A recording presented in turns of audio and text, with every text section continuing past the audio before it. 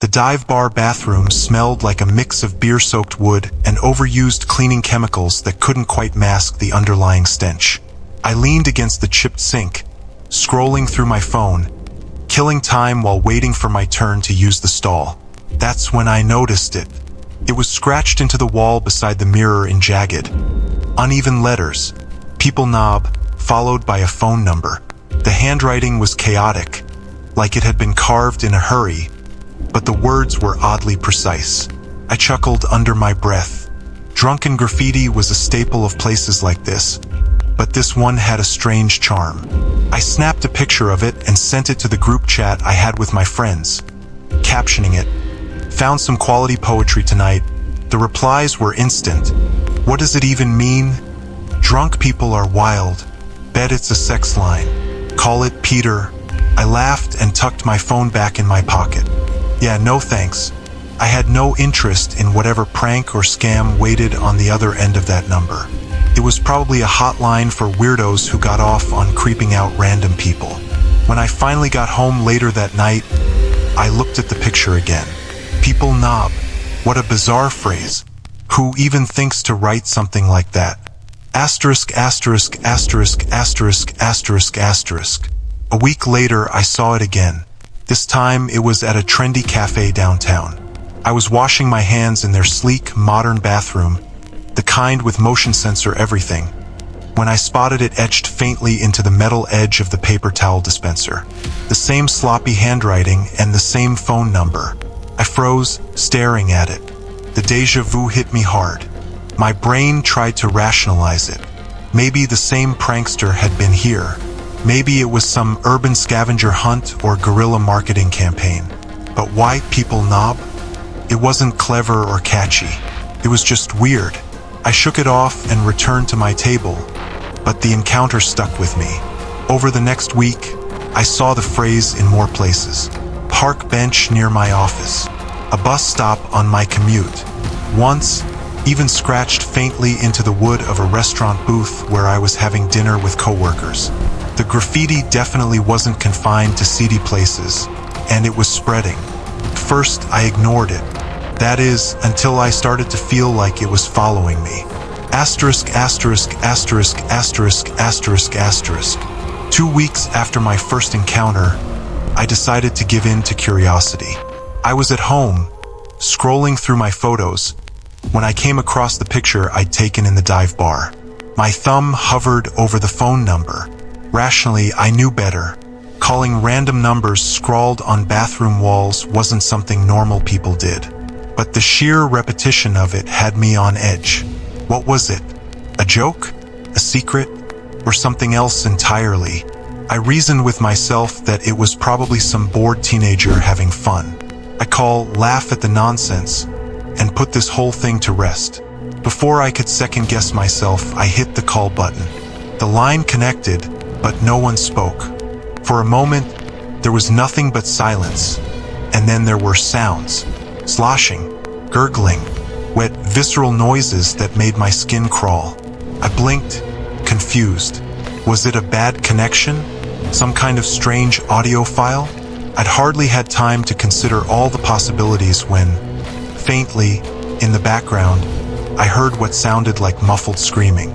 My stomach turned. I gripped the phone tighter, trying to make sense of what I was hearing. The sounds weren't static. They were deliberate and organic. Whatever was happening on the other end of the line was deeply wrong, and sounded very, very real. "Hello," I said, my voice cracking slightly. No answer, just the wet, squelching noises and tortured screams. I hung up, my heart racing. For a few minutes, I just sat there, staring at my phone, trying to process what had just happened. Maybe it was a prank, some kind of sick joke, but the screams, they sounded genuine. I tried not to think about it. I shoved my phone into my pocket, turned on the TV, and drowned the memory in sitcom reruns. I barely had time to relax when my phone buzzed, and I nearly jumped out of my skin. I peered at my screen and swallowed hard. I gasped when I realized it was the same number, the one I had just called, and it was calling me back. Against my better judgment, I answered, my hands trembling slightly. The same noises poured into my ear, slurping and squelching, and now, accompanying it, a bizarre mechanical whirring. It sounded something like a grinder or a machine chewing through something. Beyond the din, I heard more screaming, this time louder and more desperate. "Who is this?" I shouted, panic overtaking me. I received no response, but it was clear now that someone on the other line was listening. I could hear them breathing heavy, labored inhalations that filled the silence between the grotesque sounds. I couldn't take it anymore. "I'm calling the police, you sick freak!" I yelled, smashing the end call button. I blocked the number and tossed the phone onto the couch. That night, for the first time in years, I double-checked that all my doors and windows were locked. Asterisk, asterisk, asterisk, asterisk, asterisk, asterisk. I didn't sleep. Even after making sure that the locks on my doors and windows were functional, I didn't feel safe. Instead, I felt like I was being watched. I had no reason to believe that the owner of the number knew where I lived. And yet, I couldn't relax. The call had rattled me more than I wanted to admit. Those sounds, wet, organic, and punctuated by screaming, played on repeat in my mind. I told myself again it was a harmless prank meant to freak me out, but my gut told me otherwise. The next morning, still groggy from lack of sleep, I decided to report the calls. It felt ridiculous walking into the police station to explain what had happened, but it seemed like the right thing to do under the circumstances. I'd spent the drive there rehearsing what I'd say, trying to make it sound as normal as possible. The desk officer looked unimpressed as I laid it all out. "You called a number scratched on a bathroom wall, and they made noises at you?" He quirked an eyebrow, cleared my throat. It wasn't just noises. It sounded like someone was screaming, and there was this machine sound. It wasn't normal. The officer leaned back in his chair, stifling a yawn. "Look, unless they threatened you or you've got proof of a crime, there's not much we can do. Probably just some pervert having a laugh. Block the number and move on." I felt a spark of irritation flare. "So, if this person is hurting someone, like the screaming I heard, you're just going to ignore it?" He gave me a look that said he was done humoring me. "We get weird calls reported all the time. If it happens again, record it and bring that in. But for now, I suggest you let it go." I walked out of the station, fuming. Let it go? Sure. I just forget the horrifying sounds and the way my stomach dropped when the number called back. The cops clearly weren't going to help. That night, my friends and I decided to hit up a new bar downtown. I figured a few drinks and some good company would be enough to distract me from the unsettling events of the past few days. By the time we arrived, I was already a couple of beers in, feeling the edge of my anxiety dull. The place was crowded and lively, with dim lighting and music loud enough to vibrate the walls. My friends and I grabbed a corner booth, ordering drinks and shouting over the noise to catch up on everyone's week. "Still freaked out about that creepy phone call?" my friend Cal asked, leaning across the table. I shrugged, not wanting to get into it. "Blocked the number. Haven't heard anything since." "See," he said with a grin. "Problem solved. You just gotta quit being such a magnet for weird stuff." I forced a laugh, but my unease lingered. After a while, the drinks caught up to me, and I excused myself to find the bathroom. The hallway leading there was narrow and lined with framed vintage posters. The bathroom itself was what you'd expect. Grimy tile, flickering fluorescent lights, and a stall door that didn't quite close all the way. I stepped into the stall and sighed, leaning against the wall as I did my business. That's when I heard it. Someone entered the stall next to mine, their footsteps heavy. There was something unusual about the way they moved, accompanied by a dragging sound that made the hairs on the back of my neck stand up.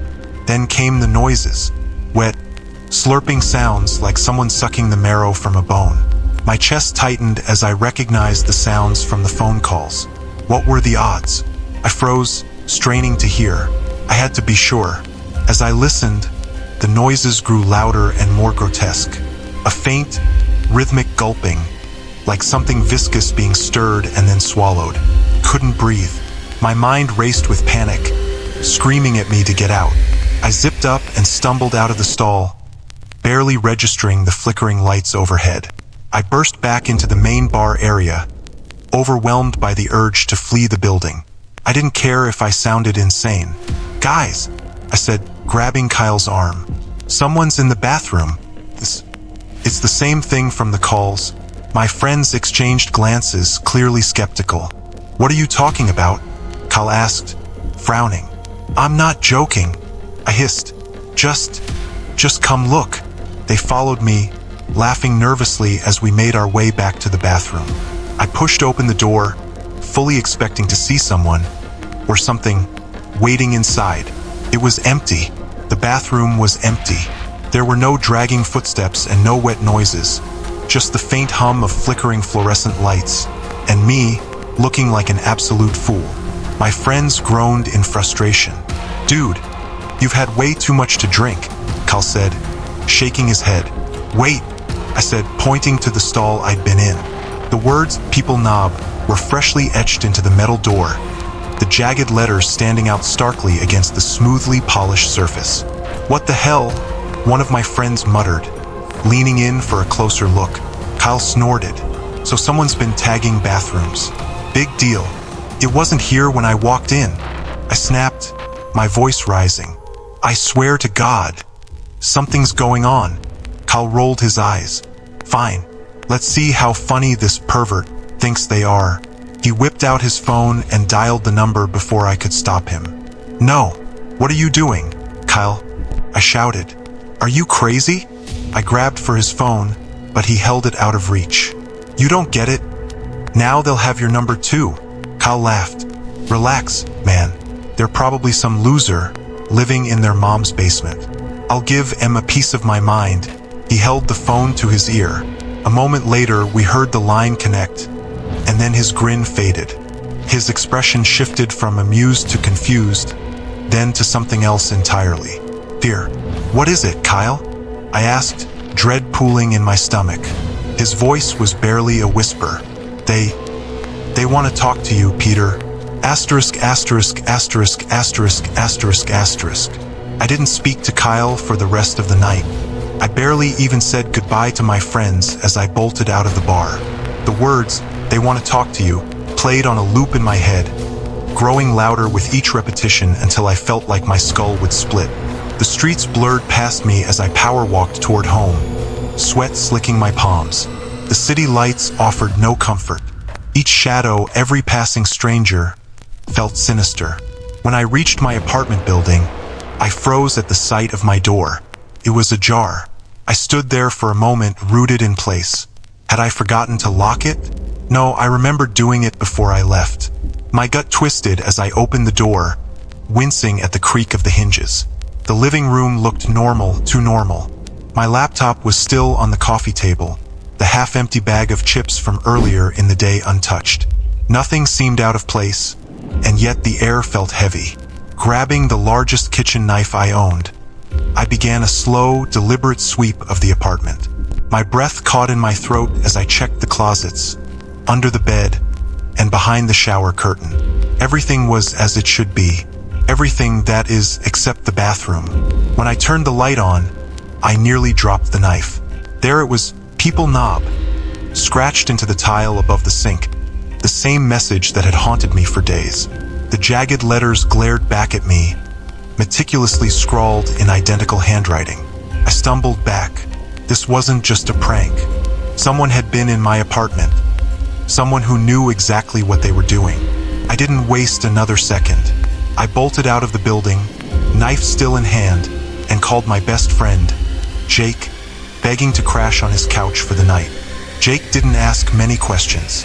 He'd always been the kind of guy who didn't pry, which was one of the reasons I trusted him. I gave him the short version.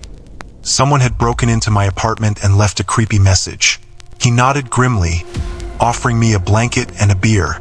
The next morning, after calling my landlord and leaving them a voicemail explaining why I was leaving, I packed a bag and drove to my parents' house. I couldn't face going back to the apartment, not yet. My mom fussed over me the way she always did, offering coffee and concerned questions. My dad was quieter. his frown deep and contemplative as I explained the situation. "This some kind of stalker, you think?" he asked finally. "I don't know," I replied. The police didn't take it seriously the first time, and now I trailed off, unsure of how to explain the gravity of what had happened. My parents did their best to make me feel secure. For the first time in days, I felt like I could breathe again. The isolation of the house, the way it sat back from the road, surrounded by tall trees, felt like a buffer between me and whatever was happening. By the second night, I even managed to sleep. The illusion of safety didn't last. It was my mom's cell phone that rang first. We were sitting in the kitchen, sipping coffee and talking about mundane things, when she picked it up. Her face clouded with confusion as she looked at the screen. "It's for you," she said, holding the phone out to me. I stared at her, my blood turning to ice. "What do you mean, it's for me?" "I don't know," she said, frowning. "I just feel like it's meant for you." My hands shook as I took the phone from her. "Hello." The line was silent for a moment. Then the familiar noises began. Slurping, squelching, and the faint hum of a machine grinding in the background. Farther back, quiet but still audible, were the muffled screams. I hung up immediately, my chest heaving. The phone dropped from my hand onto the kitchen table. "What is it?" my mom asked, alarmed. "It's them," I whispered. They followed me here. After that, I knew I couldn't stay at my parents' house any longer. Whatever this was, it wasn't going to stop. It didn't matter where I went. And the last thing I wanted was for my parents to get involved or worse, hurt. My landlord called me back the next day, promising to change the locks and install security cameras. The police assured me they'd patrol the area. Reluctantly, I agreed to return to the apartment. When I arrived, the building seemed quieter than usual. My neighbors' doors were all shut tight, and the hallways were silent except for the faint hum of the overhead lights. I unlocked the door, half expecting the graffiti to still be on the bathroom wall, but everything looked pristine. The landlord had done a thorough job cleaning up. I spotted several new cameras on the way in. Everything looked good so far. I let out a shaky breath and dropped my bag onto the couch. For the first time in days, I felt a sliver of hope. Maybe it was over. Maybe I could start piecing my life back together. Then I noticed a voicemail notification on my phone. It was from my landlord, time-stamped about 30 minutes before I arrived. Somehow I had missed it.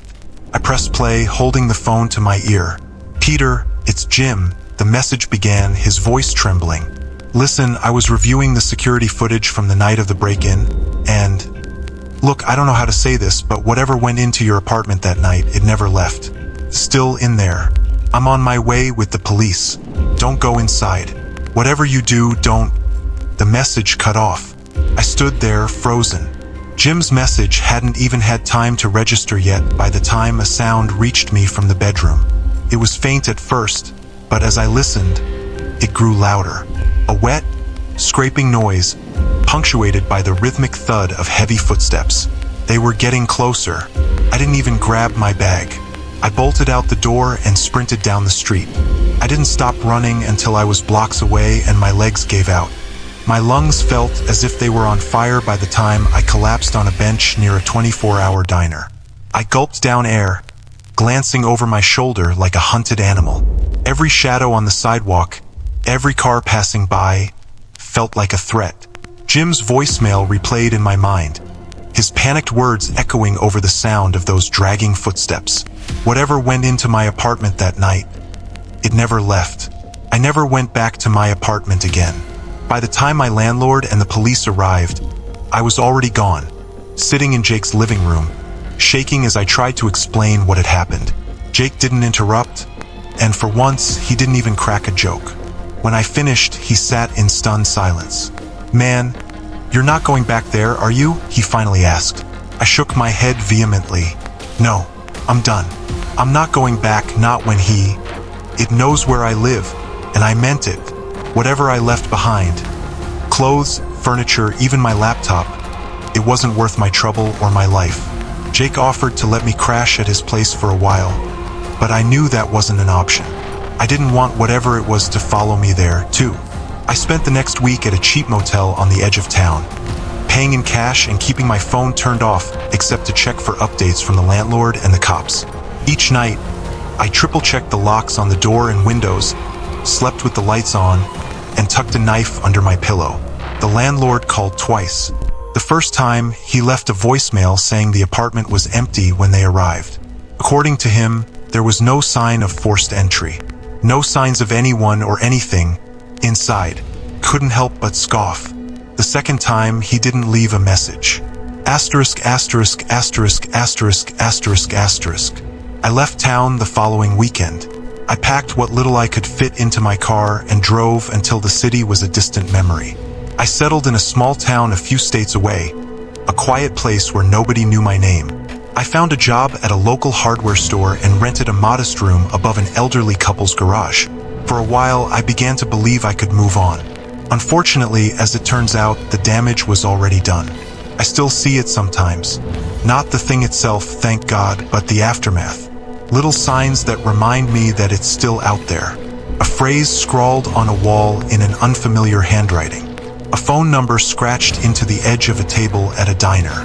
Once, I swore I caught a glimpse of the words "people knob" on a sticky note stuck to the inside of a bus shelter. I never take the bus anymore. Perhaps I'm just lucky, but the calls have stopped. I changed my number, disconnected my old phone, and started over with a new device. And so far, I've managed to avoid any strange voicemails or late-night calls. The fear, however, still lingers. The nightmares are the worst. In them, I'm back in my old apartment. The walls are covered in the words, "people knob," carved so deeply that the plaster is flaking off. Wet, gurgling sounds fill the air, punctuated by agonized screams that seem to come from everywhere and nowhere at once. In the dream, I know I should run, but my legs refuse to move. Something approaches me, its footsteps slow and deliberate, dragging heavily across the floor. I always wake up before I see it. I don't talk about it much anymore. Jake's the only person who knows the full story, and even he avoids bringing it up. It's easier that way, pretending like it never happened. But sometimes, when I see jagged handwriting etched into a random bathroom stall or a graffiti-covered wall, I wonder how many other people have called that number, and I wonder how many others got out alive.